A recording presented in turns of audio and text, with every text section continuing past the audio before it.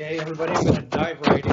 I've got a lot to cover, and I don't know the timing. It's my first time doing a PowerPoint, so I suspect I have too much, so I want to get going here. So the seminar is called Finding and Instructing an Expert Witness. And, so, by the way, welcome to those who are listening in from afar. And I apologize in advance if this is a bit esoteric to BC law. The principles, I think, would apply primarily even at common law in the other jurisdictions, and you most certainly will have rules of court that deal with your own expert reports and provide time limits and all that sort of thing as well, which I suspect are largely similar to ours. So my topics today are finding the right expert, the engagement of the expert, and then working with the expert and the expert's file, the expert report, which is ultimately produced, and then tendering and leading that expert evidence at trial. So on the topic of finding the right expert, first point is, the question is whether you have to consider whether the expert's evidence is even necessary, and that's the test that's been established under the case of Mohan and the Supreme Court of Canada. And that's where the subject matter of the inquiry is either of a scientific or technical nature, or this is, I think, the most important part, such that ordinary people would be unlikely or unable to form a correct judgment about it if unassisted by persons with special knowledge. So that's the test. And in the criminal law context, the expert debate has typically been whether a psychiatrist or psychologist is necessary, and that's been largely around the issue of whether there's a propensity to commit a crime. And as you can imagine, there's been high debate over whether those sort of opinions get in or not into evidence. The older cases have referred to an objection to expert evidence as usurping the trial judge's function, which you've probably heard. But this analysis now, necessity, is now the term that we're using. So it's kind of replaced that term. So if the judge is able to decide the case using his or her own legal analysis and common experience, then the expert evidence is unnecessary and superfluous and will be not admitted in that situation. So in the civil law context, the allegations against professionals almost always need expert evidence. So lawyers, doctors, accountants, etc. That's fairly obvious. There are other ones which are not so obvious. In this case, I refer to Bergen and Gulliker. There was a police officer's standard of care in issue and evidence of a police officer about how the police officer does their job was admitted as expert evidence. And even more surprising, this one, McEachern and Rennie, the evidence of a professional truck driver was permitted into evidence and ruled admissible. And the argument against it was, well, everybody knows how to drive. Why would you allow that? But, you know, truck driving rigs, big rigs, is a matter of expertise, and most people do not have that kind of expertise. So that was deemed admissible in that case as well. So the next question is, what is the correct expertise? And you need to consider that right up front, how you will tender your expert at trial and for what example, or what expertise and what opinions. And here I'd like to introduce the case that I'll be focusing on, which is a case that Struan and I did recently. It's a case involving a very large silo at a shipping facility. This is a case where there was a silo that's, if you can imagine, it's steel, 90 feet tall and 60 feet wide, and it holds wood pellets, and it's put onto a concrete foundation. So that was that silo was deforming. It was basically flexing in and out, and as a result, ripping up all of the roof panels, allowing water to get into the silo, which was damaging the wood pellets inside the silo. So that's what the case was all about. So in that case, we had an engineer, a structure-specific engineer, who looked at the design of the silo. And so that was one type of engineering expertise we needed, and we knew we needed. But in this case, there was also, in addition to the engineer who designed the silo, there was a project engineer responsible for not just the silo, but other aspects of the project design, everything basically, and the coordination between all of the individual engineers who were designing the various components. So we had the need for a project engineer specifically as well, a person who typically manages projects and deals with the interplay between various engineers and designs. And that's a separate area of expertise. And you have to consider that too, whether you need something like that or another branch of expertise. Once you've come to the decision as to the type of engineering you need, you have to consider the qualifications of the expert that you're looking at. So I've got there, how long is the resume? That's a fairly important consideration because you can bet that the other side is not going to bring a knife to a gunfight.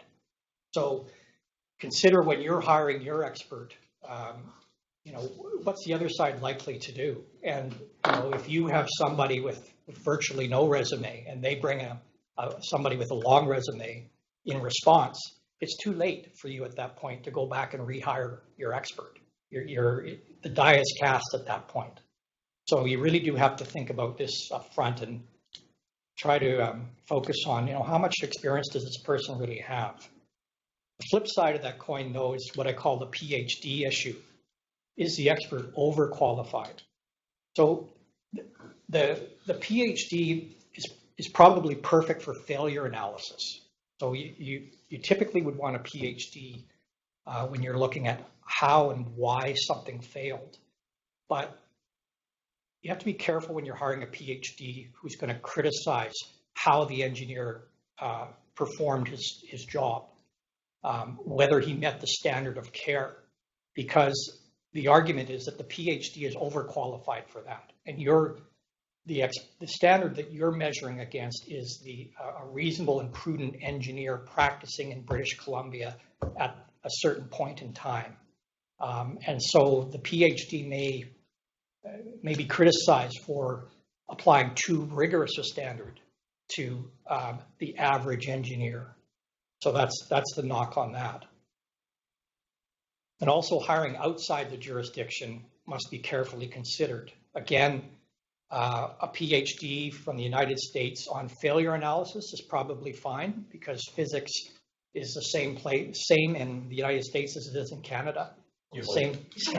Yeah, well, maybe not anymore, right?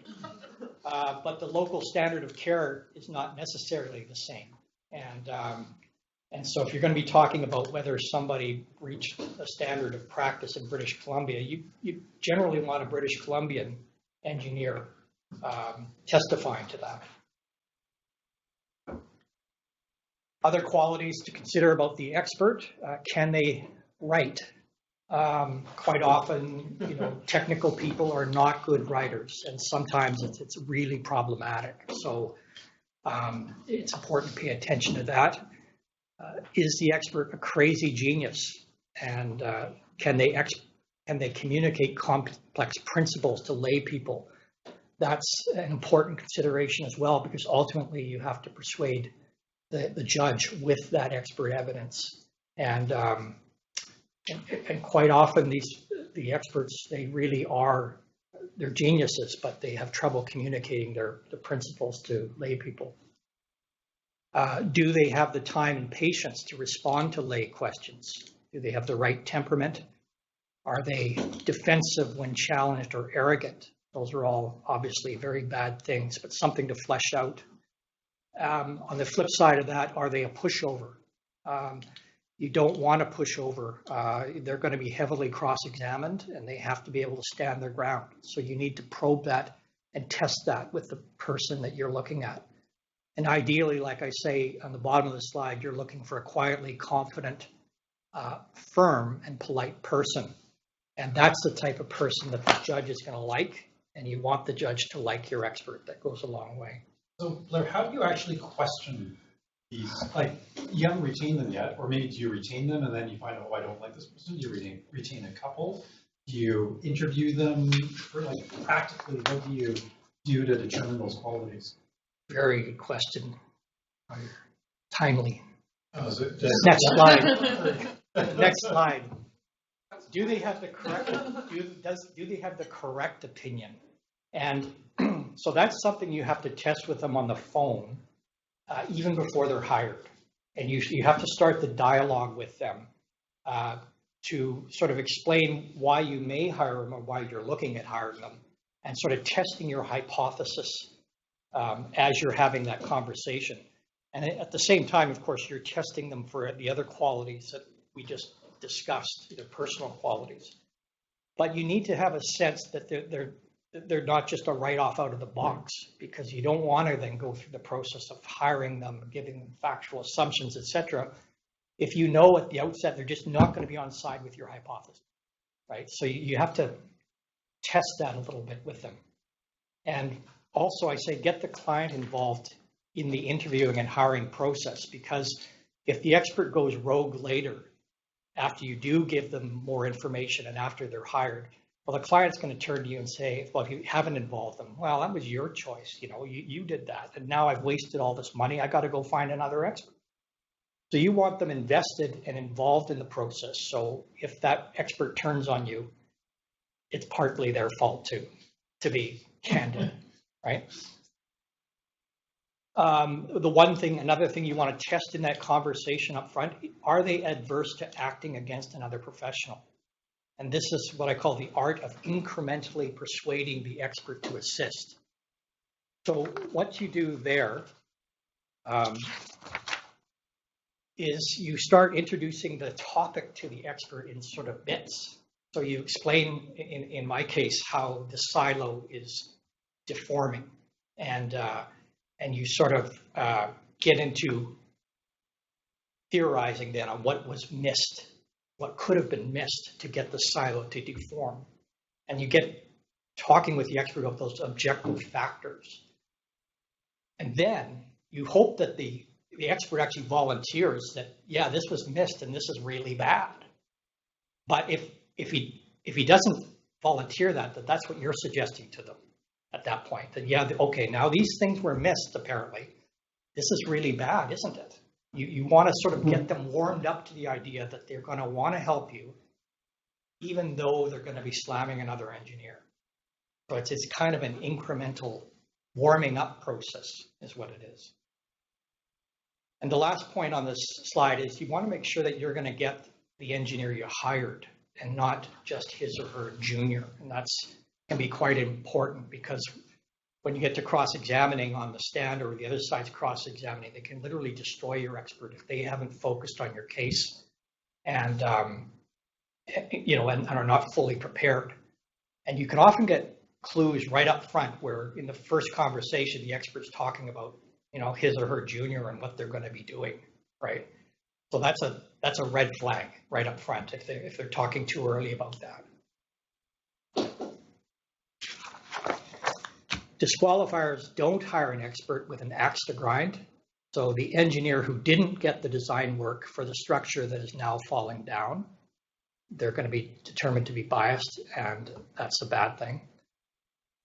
You have to be careful to not hire an engineer whose work it's not an issue right now, but if they worked on the same job, someone might point the finger at them down the road, right? So in my case, where we're talking about the silo and it deforming above ground, what ended up happening there is that the counsel who represented the silo supplier ended up pointing the fingers at the people who did the below ground work and said, well, those things of causing the silo to tilt and therefore deform. It's a different mechanism of failure.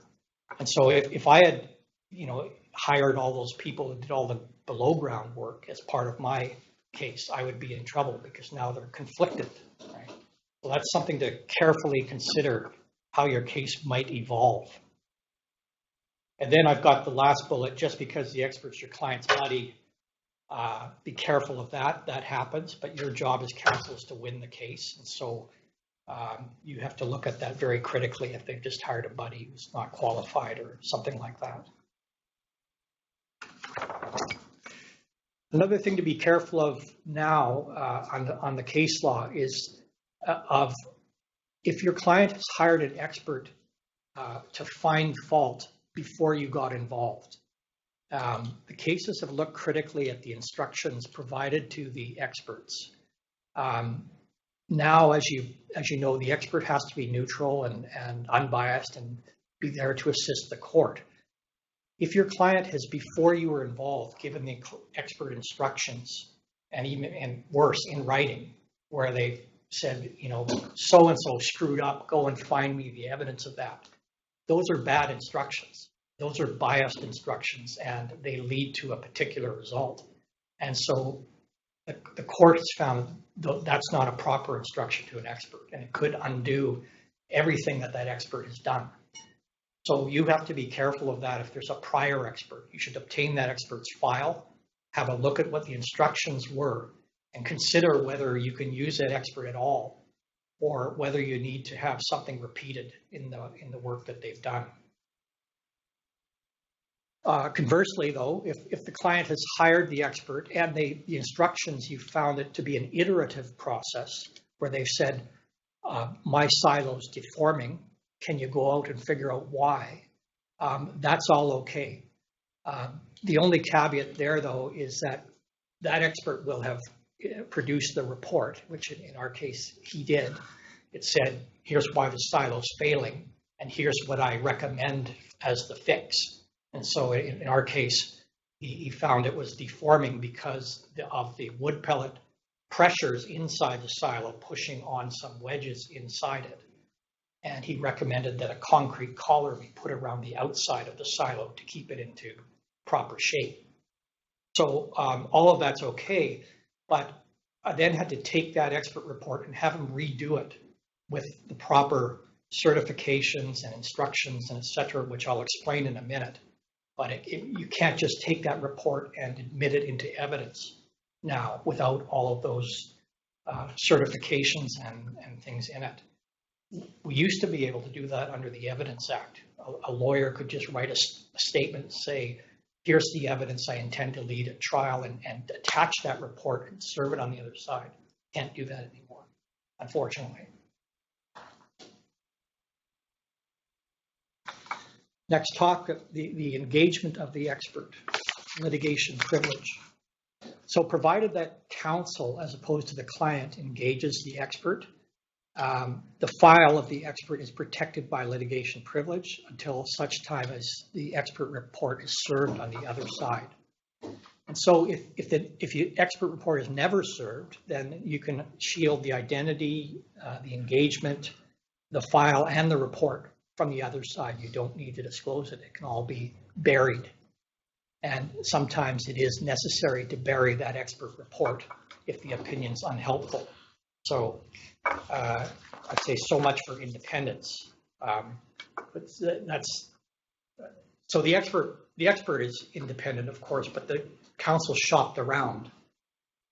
So the process is not really that independent. Counsel's bringing to the court the one that favors his client.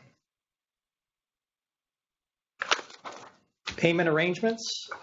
Firms such as ours won't carry the fees of experts anymore. I think we have a $1,000 limit.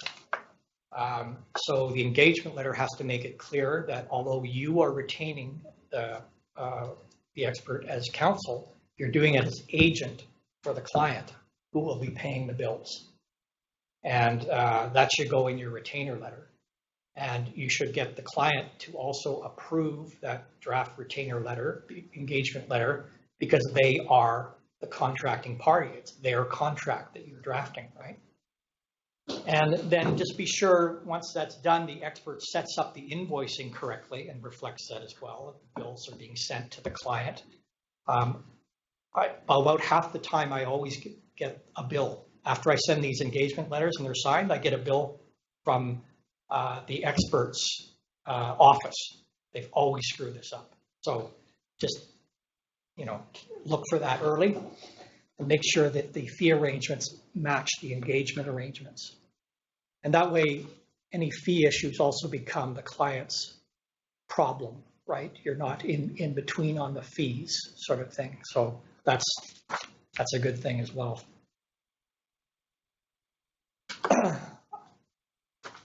So I'm now on independence of the expert. And really, and I've quoted from 11.2 of our rules of court, but this is really just a codification of the common law, that the expert is there to assist the court as an unbiased witness. And it has a duty to assist and not to advocate for any party. And again, all of that's sort of with a grain of salt, because they clearly are, although you couch the expert report in neutral terms, they really are advocating for one party or another, in fact. And under our rules, the expert report has to have in its report these certifications, which are on the bottom of the slide. So they have to be in the report. They're aware of that duty, and they have made the report in conformance with the duty and will, if called upon, give testimony in conformance with that duty.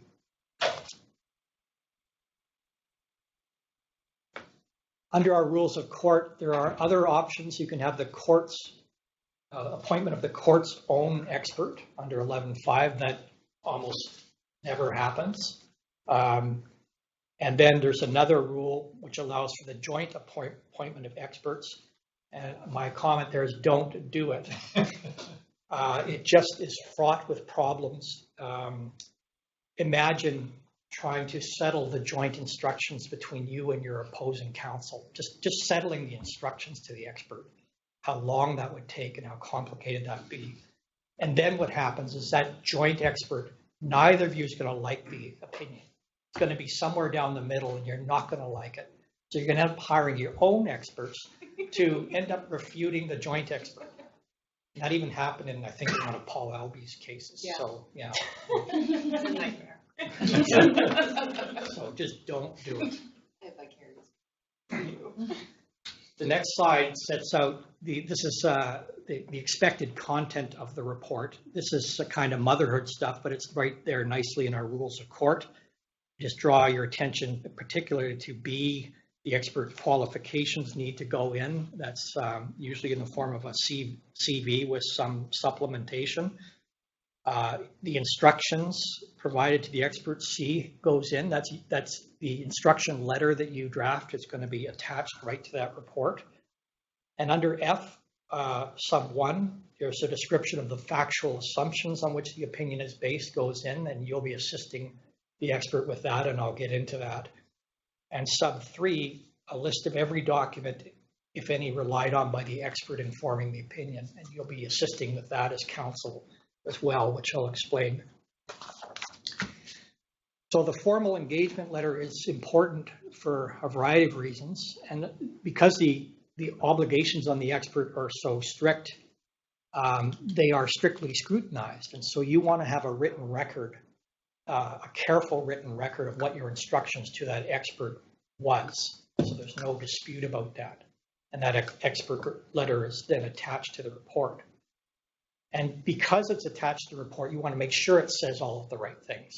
So you want to make sure you have a section in your letter which explains the objectivity and the need to certify that. Now, handout number 1, which you have there, is a sample of an engagement letter, which I sent to John Carson on a case. And you'll see, just scanning through it on page 2, there's the fee arrangement set out there.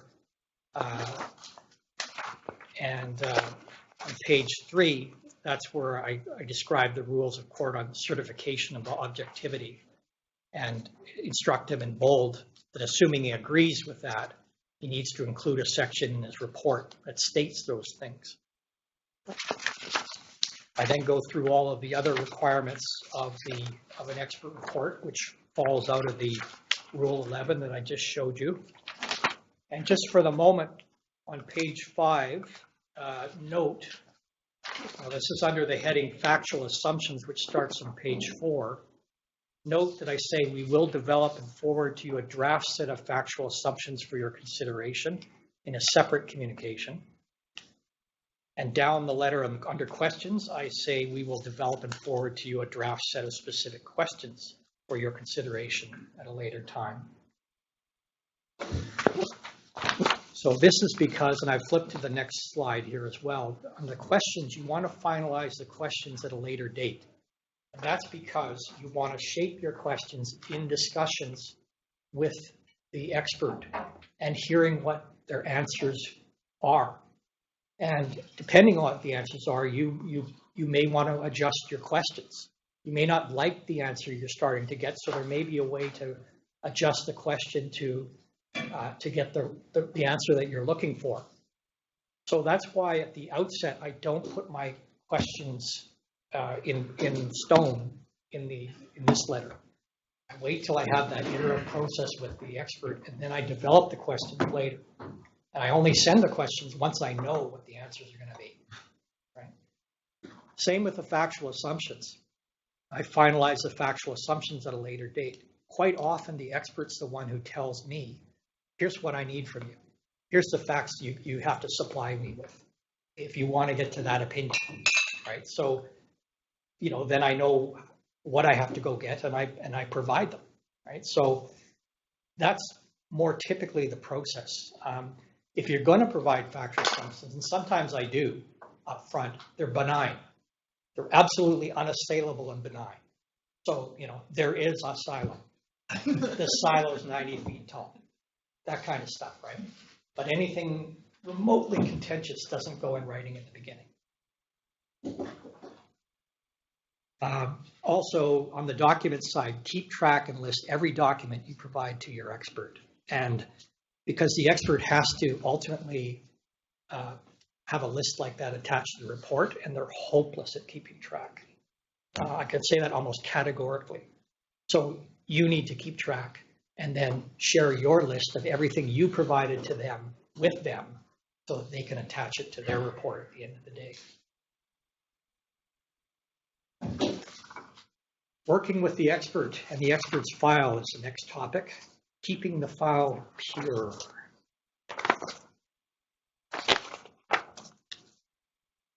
So the expert generally has two roles. You've hired them to be an expert and prepare a report for court purposes, remembering they have to be completely unbiased in that process and not an advocate for any party.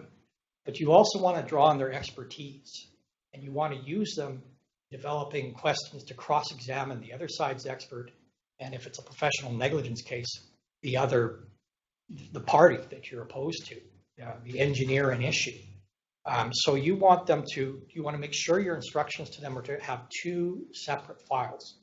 They have to have the court file that will end up being disclosed, and then the private consulting file where you're seeking their advice on certain aspects of the case.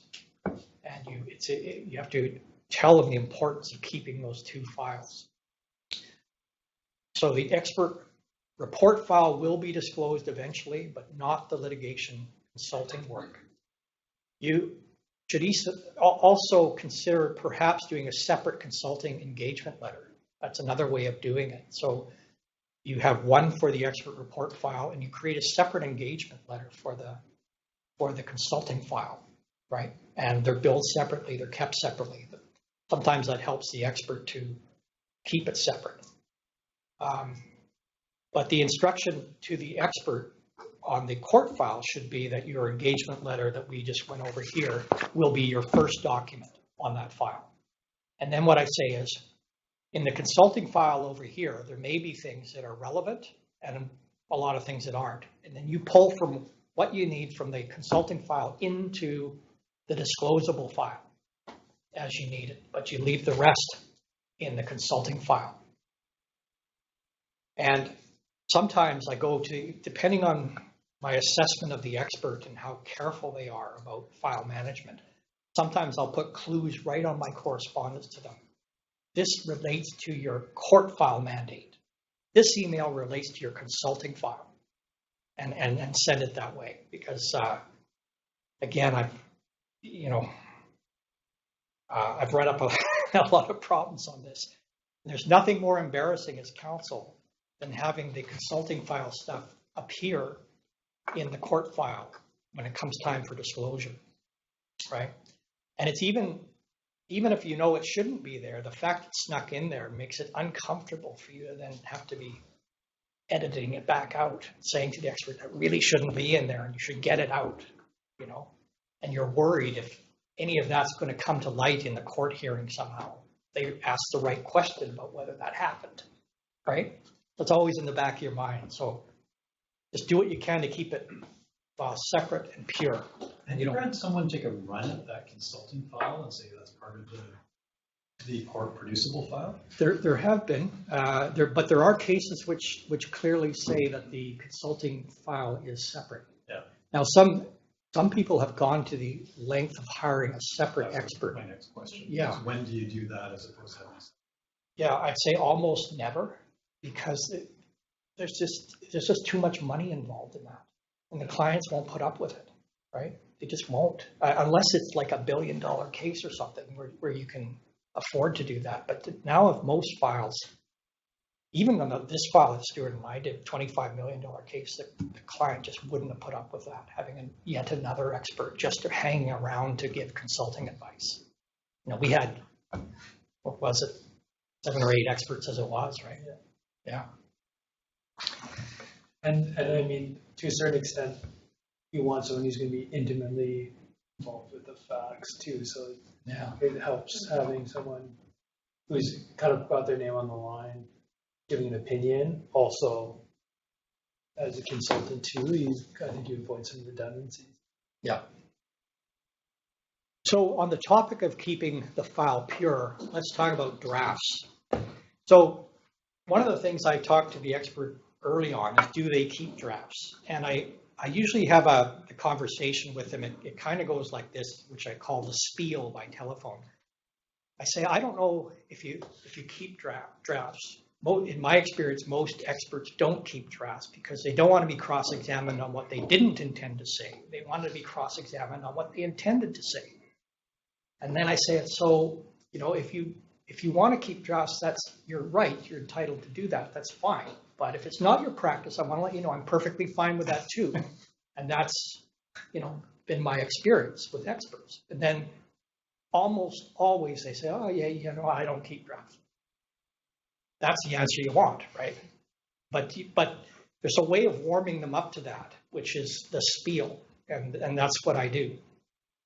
And I think you also want to be clear, the reason why you're dancing around this so much is you don't want to be telling the expert not to keep drafts. Because if that ever came out in cross-examination, yeah, that you were instructing your expert not to keep drafts, that does not look good. No, exactly, yeah. So then you don't want drafts floating around in the file. And you don't want the expert transmitting drafts to you either, multiple drafts, because that creates a record in their file of multiple drafts going to a lawyer who then they keep changing somehow. That looks really bad, right? So the road trip, right? The road trip, you have to pack a lunch and you have to go to the expert's office and sit with them and go over drafts. Don't take anything away, right? Just go over the drafts, and then they revise things on their computer or the screen or whatever. Talk about it. Now, I'm not suggesting that you change the substance of their opinion, but there's a lot of things that do need to change in drafts. The experts, you know, like I said, the writing is often a problem. It's often very unclear. Sometimes they have internal inconsistencies in the drafts. You know, where you say, look, you said this here, but when you say that there, it undermines what you said here. Oh, I didn't realize that, right? And so there's a lot of work to do, and sometimes you spend a full day at their office and multiple days doing that. It's part of the process, but it has to be done. Have you ever done the pickup, where you go over to their office, pick up the draft, take it, then you go through it, and then you go back to their office? Just as opposed to sitting there, yeah, you know, for an entire day, because it gives you more time to think about it as opposed to being in their office all day. Yeah. Just did that last week, the pickup. Yeah. And another technique, another technique is, which I've done with long distance experts in the US, is the screenshot. So this is something I don't know how to work, but they can do screenshots of their report as it exists and show it to you, and then you can talk about it, and then I guess it just all undoes at their end and becomes part of the draft again, you know. So that's another technical feature that's available. So that's the secret, the road trip. I'm now going to deal with the expert report itself on the questions. So the questions have to be drafted so as to solicit an admissible response that proves a required technical element of the cause of action.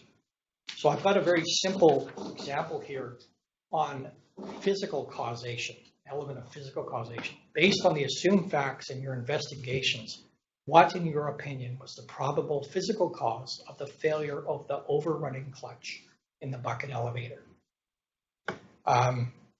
So those ones are the easy ones. The harder ones are on the standard of practice for professionals, not physical causation. So generally, you can ask an expert whether the conduct in question met or fell below the applicable professional standard of practice. But you can't go further and ask them to opine on whether the conduct breached the legal standard, i.e., did they breach the negligence duty of care? You can't go on to ask them that. And so in Abbey, it says that the expert can provide the trier of the fact with a ready-made inference from the facts, where, because of the nature of those facts, they're so technical that the inference cannot be drawn without assistance. So the expert is really coming very close to the judge's function here, but not crossing a line. You have to be careful that they don't too as counsel, that they don't cross that line. So for the professional negligence case, what I do is I use a three-part question formulation, which is on the screen. So the first part of the formulation, in the expert's opinion, what steps were the subject professional required to take as a matter of practice, reasonable and prudent engineering practice? So this is what was the expert required to do and to consider in short. Second question, in the expert opinion, did the subject professional take those steps adequately or at all? So did the expert follow the right steps and considerations? And note here that may not be obvious where you're looking at an engineering function and whether they considered the right things. You might have to get into the calculations, and you might need an expert to tell you, did they follow the right steps? Did they do the right calculations? Might not be obvious. And third, if in the expert opinion they did not follow some of the right steps, then did the omissions or failings identified fall below the generally accepted standard of practice for a reasonable and prudent engineer practicing in British Columbia? So you'll note that question admits of the possibility that the failings identified may not collectively amount to a breach. I'm asking, do they collectively amount to a breach? So it's possible there may be a breach here and there, but not enough to violate the standard. And the reason I do that is to make sure that the question is completely objective, right? I'm not suggesting anything in the question. And that's why I follow this three-part formulation.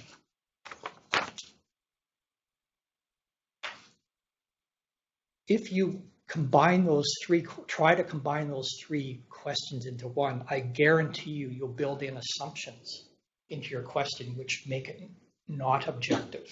Right? So that's really why I do this. But it also forces the expert to think logically and systematically. It ensures that no key element of proof is omitted by doing it this way as well. And it creates, like I said, a set of questions that are consistent with the expert's neutral role of assisting the court in an unbiased fashion. The other point on this slide under ultimate issue is the court has now said that while care must be taken to ensure the judge or jury and not the expert makes the final decision in the case, i.e. was there negligence. It has long been accepted that the expert evidence on matters of fact should not be excluded simply because it suggests answers to issues which are at the core of the dispute before the court. So, the textbooks say in bold, there's no longer a rule against ultimate issue. There kind of is. It's still, you can't talk about negligence, but you can come really close on standard of practice, right? That's what you're focusing on.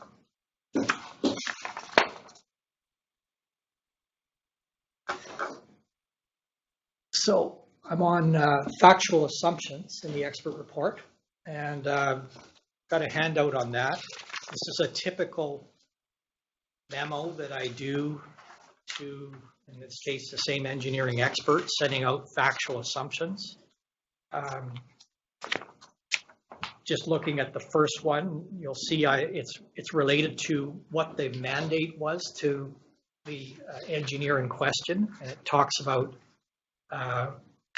the agreement, the contract, and that this engineer agreed to serve as engineer of record for all design requirements of Westview Terminal. And then I give the document reference, and that's a factual assumption that they can rely on. So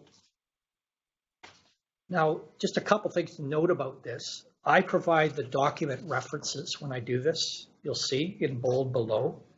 I do that because it's easy to track for me the required documents I need for my trial brief to make sure there's evidentiary support for the factual assumptions I've given.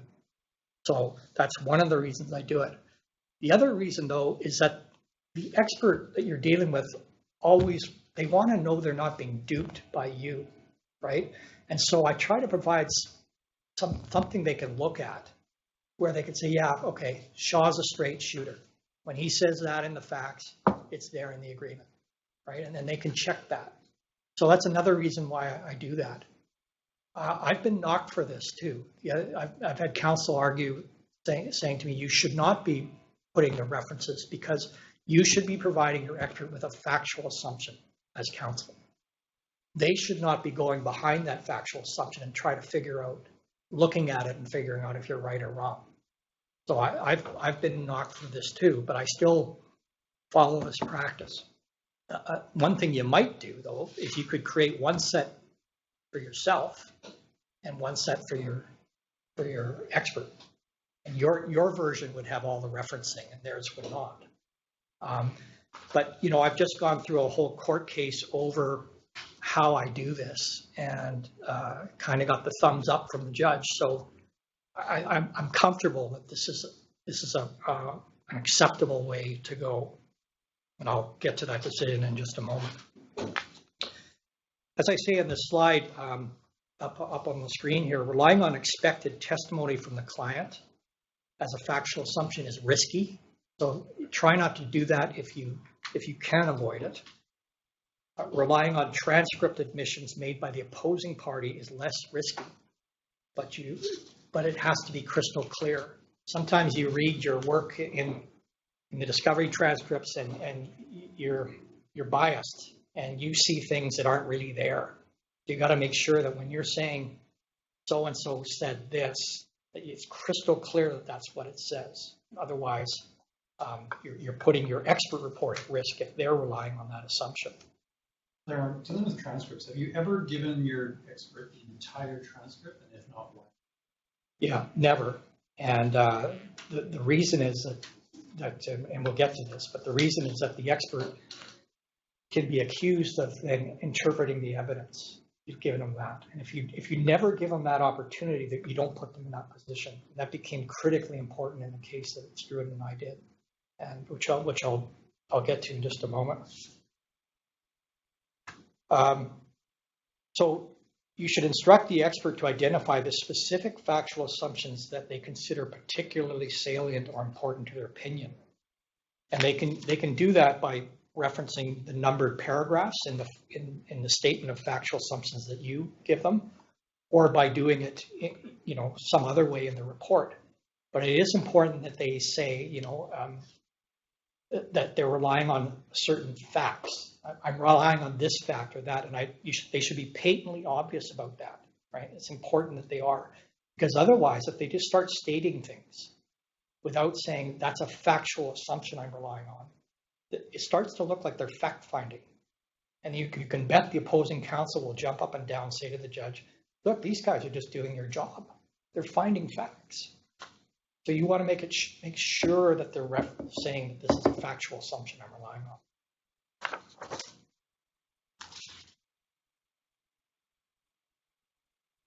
Transcript evidence. So that may be provided to the expert as a factual assumption, but great caution must be exercised. Never give them the transcripts and ask them to draw conclusions from that. That would be prohibited fact-finding. Now, what I do is I make available to the expert a summary of a particular transcript questions and answers so that the expert is provided with an assumption as to the meaning he or she can take from those words in the transcript. Okay? The only caveat there is you better be right when you give them that summary, because everything's going to be relying on the factual assumptions you're providing.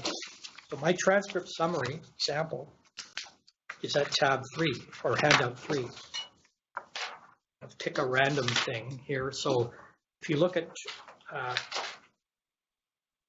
question 25 to 31, I say, you know, before CMC, Vandernoot was a project engineer for C.D. Howe from 88 to 91. And so I'm saying for those questions, 25 to 31, here's the meaning you can take from that. I do not give them transcript question and answer itself. Like, here's the factual assumption you can take.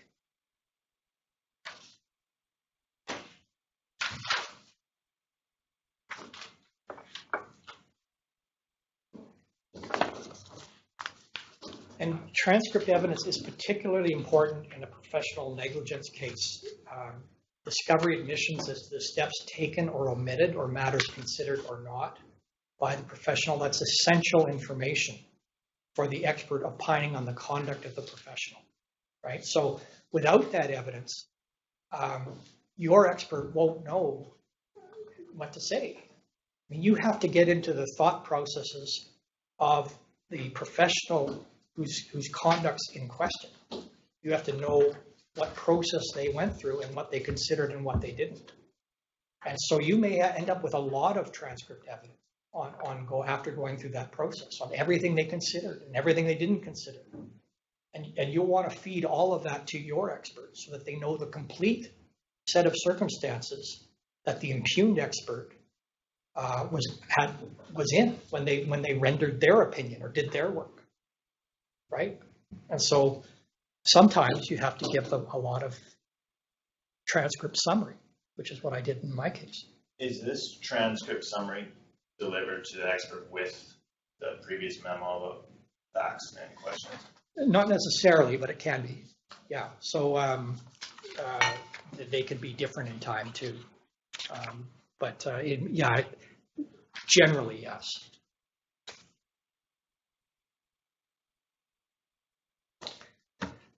Documents, again, for the expert report, keep track of them. Again, instruct them to refer to specific documents by Bates number if the documents are important to their opinion. And they should attach as appendices to their report any important calculations they've done, any reference material or industry publications, etc., that won't be in your Bates number system. They're just in their file as part of their expert knowledge base. So if that's the case, get them to attach the documents. So that brings me to the last topic, expert evidence at trial.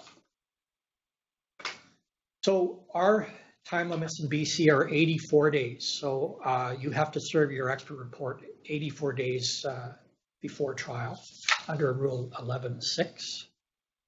The responding report is given 42 days before trial. And my note here on this slide is that the schedule for the expert reports is way too late for most complex cases. particularly if acting for a plaintiff.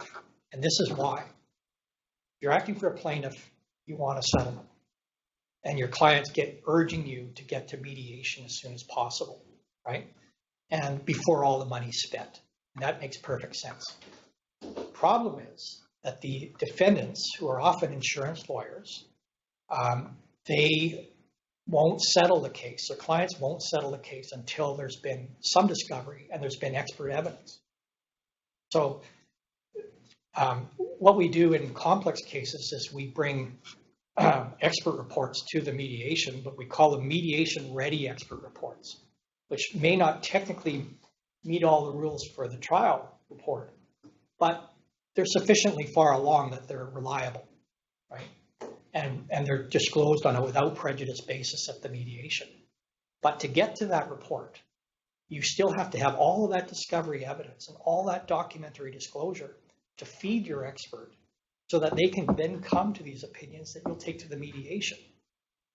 And you want the mediation, at least 6 months, maybe a year before trial.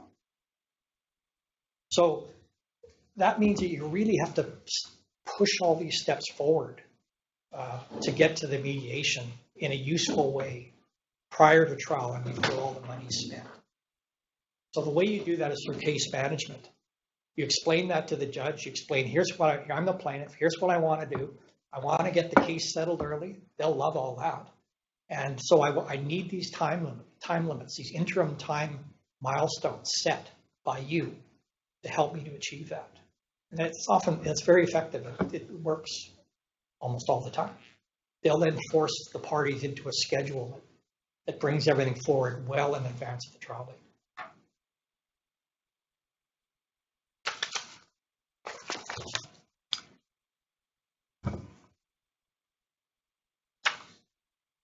So I'm on next slide. Service of expert report triggers disclosure obligations under Rule 11 sub 6. So when you do serve the report, that's when, under this rule, you then have to, deliver the expert file for basically 14 days before trial at least. And if you've got a case management order, of course, whenever the case management order says you have to deliver it.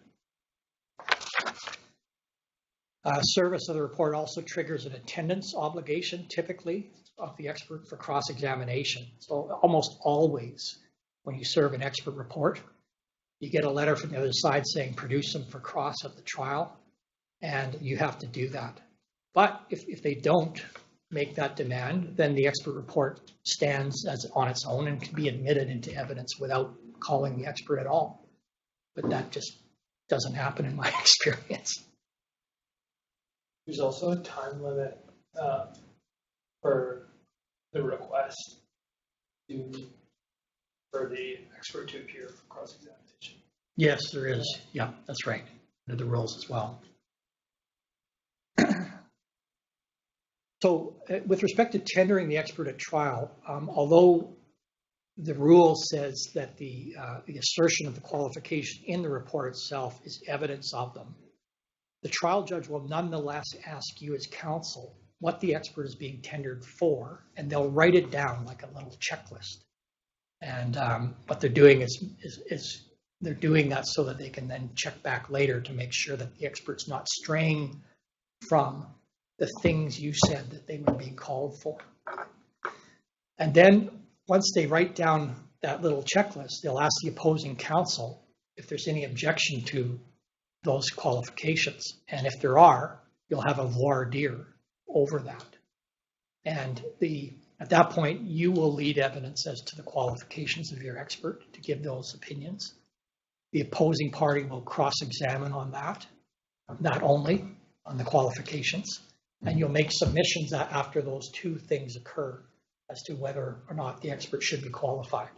And then the judge will rule on that, whether the expert will be accepted and whether the report will be admitted into evidence. And if it is, it's usually marked as an exhibit at that point, unless there's some other objection to it, other than qualifications, which I'll get to next. Or maybe not quite next, in a moment.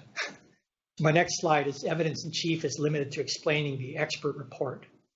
So that's the general rule, that when you're leading the expert, you're supposed to be just explaining complex portions of the report that the judge might not be able to follow without some oral supplementation. But, you know, really, the judges don't have time to review expert reports in detail. And so if you've got a willing judge, you should try to walk the expert report, walk the expert through the report, have him explain to the judge, but always under the guise that they're explaining certain concepts. So I put a little cheeky example down here. So of a question, you know, kind of where you're talking to your expert, you say, now on page 10 of your report, where you opine that the building collapsed due to the failure of the defendant to calculate the structural integrity of a support structure. You're recapturing their opinion here. You use the word tensile. So what did you mean by that, right? So you're getting them to explain tensile, but at the same time, they're going to tie it back into that opinion that they've rendered in the report and sort of explain it.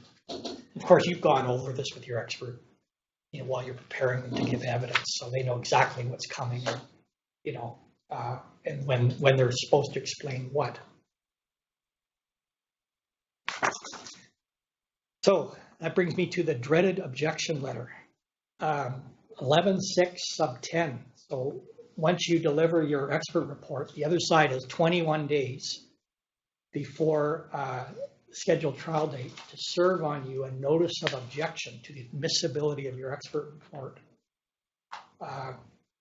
And they do that right away because if you look at 11 sub 11 here, unless the court otherwise orders, if reasonable notice of an objection could have been given under sub rule 10, the objection must not be permitted at trial if that notice was not given.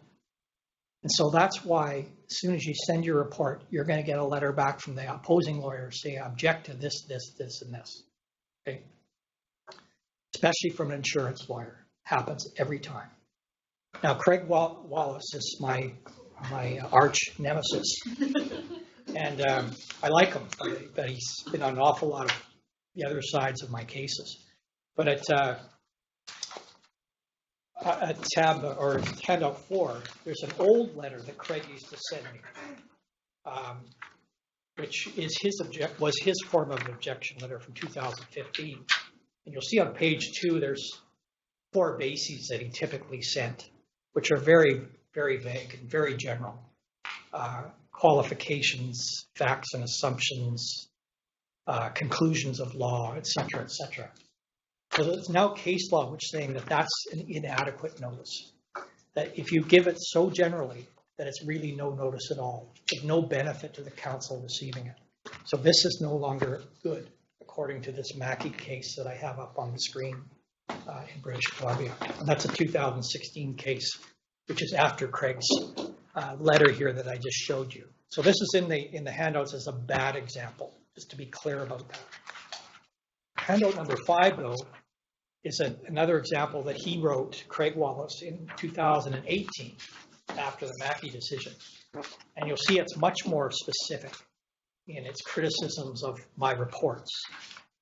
Looking at page 1, bottom paragraph, specifically the expert is asked, and he gives me the sections to comment on what would or would not be done in various circumstances. And he goes on to explain how that's all objectionable. So this is a much more specific letter. So if you get one of those vague old form letters from an unenlightened counsel, start the war of words. Start complaining, say it's not proper notice, that you're prejudiced by this, etc. So that later on, if they try to rely upon it, you can tell the judge that you've done all this, but they didn't expand their criticisms and they didn't give you any more detail.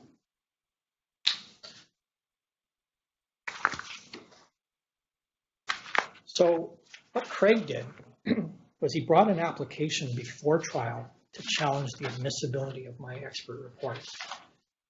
This is possible now, and under the rules, and there's been some decisions, including Bruin and my decision, the CMC engineering decision, which allows for that.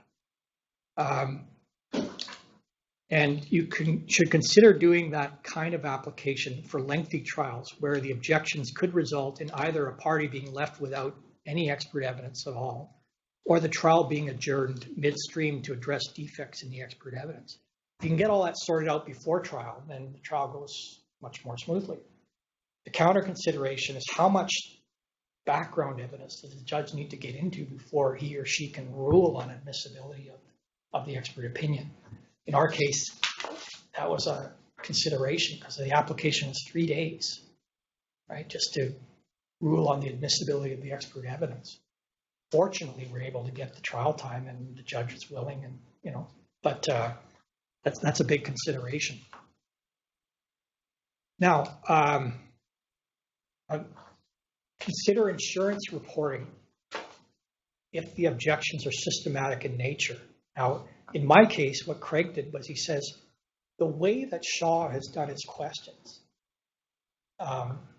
it solicits an interpretation of contract. And the way that Shaw has given the transcripts, summaries to the expert is objectionable. And those things are all systematic problems that if he's right, that's my fault. And Craig was applying to strike our entire case, all of the eight expert reports, call it, right? $25 million case. So you can bet I reported myself to lawyers insurance company, right? So this is what's happened. And they basically said, carry on and do the application, but we'll see what happens. But I absolutely reported myself to our primary and excess insurers. The timing of the notice was awful. We were just about to go into mediation. It was 6 months before trial, and Craig serves his application on me and Sterling, right? I felt like quitting. I honestly did. And Reese talked me off the ledge, right? And he gave me some support, right? And Struan did too, of course. But Reese had a second look at it and said, I see a few problems, but I think you're okay. So we go to this hearing before Madam Justice Iyer for 3 days, and ultimately she decides in our favor, fortunately, and all of our reports were admitted. On the slide, though, the 6 objections that were brought about in that application, Craig argued the expert evidence is unnecessary because the opinions tendered were not confined to scientific or technical matters, but stray into management of professional responsibilities, i.e. the project engineer. That one was, I wasn't worried about that one. That's a no-brainer, I think, and the judge found that was a no-brainer too. It's not just scientific matters. It can be process matters as well if they're technical. Item 2, the category 1 question. That's the question of what is the expert required to do or consider. He argued requires the expert to interpret the contract, and that such answers are provided are tainted by the expert engaging in contract interpretation, function reserved for the court.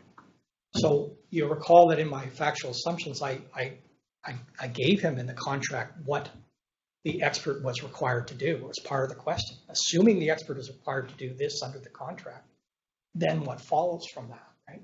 And Craig argued that was invalid, and that so everything else was tainted. But the judge said, no, that's not the case. When you're posing a question to the expert, there has to be some foundation as to what they're supposed to do. And if you do that by reference to a contract, that's okay. I mean, that's what sets out what they're being hired to do. And so I was okay on that front. Craig argued, this is point 3, the expert answers to category 2 questions. That's the one where whether the expert did all of the things they're supposed to do or omitted some things. He says that's fact-finding. The expert is now just fact-finding, just doing the judge's job. And again, the judge agreed that that's not the case, that they were relying upon factual assumptions to determine whether the things that the expert was supposed to do were done properly or not. And so she found that was okay.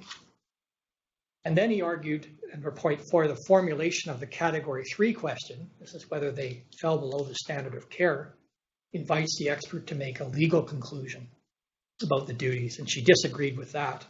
I wasn't so much worried about that one. And then he argued in paragraph point 5, including references to the documents or transcript questions, was offside.